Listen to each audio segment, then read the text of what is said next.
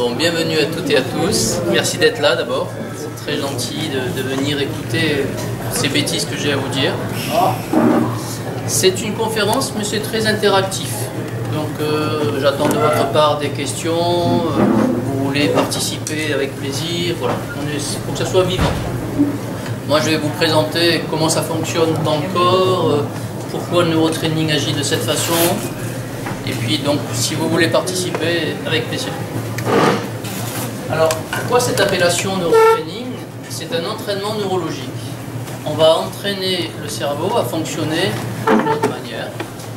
Chaque fois que nous devons vivre une expérience, le cerveau doit créer un circuit en réaction à cette expérience. Et par rapport à ce circuit, il va d'abord scanner dans ces circuits préexistants pour voir s'il a le même genre de circuit. Et s'il trouve un similaire au circuit qu'on lui demande, à l'expérience qu'on lui demande, eh ben, il va nous refaire faire de la même manière. Parce que pour lui, s'en est sorti, c'est une bonne manière, donc on va réitérer cette façon de faire. Ça nous a convenu à ce moment-là. Et maintenant, on a d'autres solutions, on a d'autres clés. Donc on va montrer au cerveau qu'il peut fonctionner d'une autre manière. Ça va lui permettre deux choses. De scanner ces circuits existants pour enlever le stress associé. Et ça va le formater dans le fait qu'il peut fonctionner différemment de ce qu'il a fait. Sinon, lui, il répète. Et vous avez sûrement vécu ça dans votre vie. Il y a beaucoup de situations où nous répétons les choses. Parce que le cerveau, c'est pratique pour lui, c'est économique. Donc, il répète ça. Donc, nous, on va lui montrer une autre façon de faire. Donc, on va l'entraîner, entraîner la neurologie à fonctionner d'une autre façon. Alors, je vous ai fait des petits plans pour... Il y a des personnes qui sont visuelles, préfèrent voir qu'entendre. Donc, comme ça, vous avez les deux. Le but du neurotraining, c'est de faire passer d'un point A, je ne sais pas fonctionner, dans telle situation, à un point B, je sais fonctionner. Pour ça, on aura besoin de techniques et de modalités. Et l'apprentissage en neurotraining, c'est d'apprendre aux neurotraîneurs toutes les techniques qu'on connaît.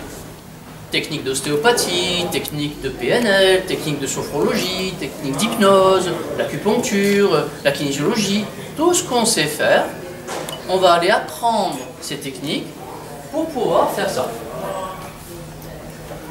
Nous allons aller voir pourquoi A ne sait pas fonctionner. À quoi ça lui sert de ne pas fonctionner? Depuis quand il ne sait pas fonctionner? Comment il ne sait pas fonctionner? Et on va l'amener à B et je sais faire. Donc, ce je ne sais pas fonctionner, c'est être enceinte, trouver du travail, trouver l'âme sœur, me libérer d'un problème que j'ai, d'un symptôme, d'un déséquilibre, de quelque chose que je ne sais pas faire. Être mieux dans ma vie, être bien tout simplement, exprimer mes ressources, avoir confiance en moi, prendre la parole en public. Des tas de sujets. C'est je sais pas faire, pourquoi je sais pas faire, depuis quand? Et du coup on va l'amener à B.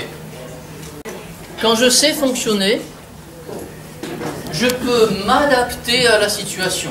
C'est quelque chose d'important, ce phénomène d'adaptation. Et si je sais m'adapter, je peux exprimer mes valeurs, qui je suis, et je me retrouve dans une situation de choix. Si je ne sais pas fonctionner, je vais compenser. Tout le monde fait ça. Le problème d'une compensation, c'est que c'est une solution à court terme et que ça consomme de l'énergie. Et au bout d'un moment, cette perte d'énergie fait que ça va entraîner mon cerveau à refouler. Je vous l'expliquerai plus tard, ça, refouler. Refouler, c'est qu'au lieu d'exprimer qui je suis, je ne le fais pas. Alors je vais faire autre chose. Je vais faire des symptômes, je vais faire des déséquilibres, je vais faire autre chose. Mais je me retrouve dans une situation de non-choix.